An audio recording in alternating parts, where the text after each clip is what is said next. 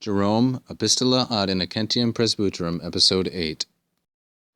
At vero mulier sexu fortior suo, cum equileus corpus extenderet et sordidas paedere carceris, manus post tergum vincula cohiberent, oculis, quos tantum tortor alligare non poterat, suspexit ad caelum et volutis per ora lacrimis. Tu, inquit testis Domine Iesu, qui occultum nihil est, qui es scrutator Renis et cordis, non ideo me negare velle, ne periam, sed ideo mentiri nolle ne pecem. Jerome continues, but the woman, mulier, truly, more brave fortior than her sex, meaning braver than other women, this is Jerome's judgment, when the rack, echeleus, this is related to the word equus, meaning horse, it's the diminutive, and this was a torture device that was in some sense shaped like a horse. The person was placed on it, and their body was then stretched out.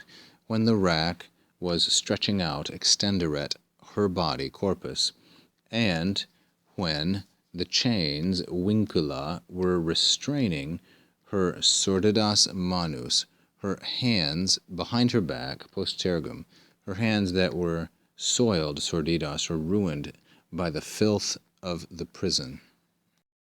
And we might take it in the order given, and dirtied by the prison's filth, her hands behind her back, the chains were restraining them. When that was the case, with her eyes, which alone the tortor, the torturer, was not able to bind tight, so only her eyes could remain free, she looked up. So she looked up with her eyes, suspexit. She looked toward heaven, ad caelum, and volutis per ora lacrimis, while the tears, lacrimis, were rolling down her face, volutis per ora lacrimis, she said, inquit. So then, here is the subject, mulier, modified by fortior. We have a cum clause with equileus as the subject and extenderet as the verb, corpus as the object. We have another verb in the cum clause, namely cohiberent, with vincula as the subject and manus as the object.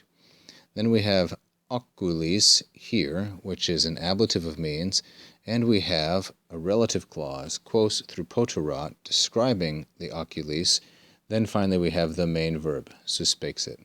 She looked up. When all of this had happened, she looked up toward heaven, and she said, inquit. You, Lord Jesus, be a witness, testis, you to whom, qui, occultum nihil est, nothing is hidden.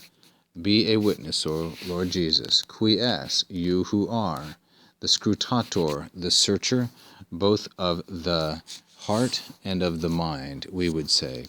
This is an unusual word, at least to me. I had to look it up. It means renes, and it refers to the kidneys, the loins. The English word renal is from that. It means the interior portion of one's emotion and feeling. At least this is how I interpret it here, and it's consonant with the translations. And so this is perhaps an instance of hendiades, saying two things, one thing, that is, with two words. Searcher of heart and mind, non ideo me negare velle. You be a witness, to testis, that I do not want so much to deny that I did this, lest I should perish, but for this reason, that I do not want to tell a lie, nolle mentiri, lest I commit a sin, ne pecem.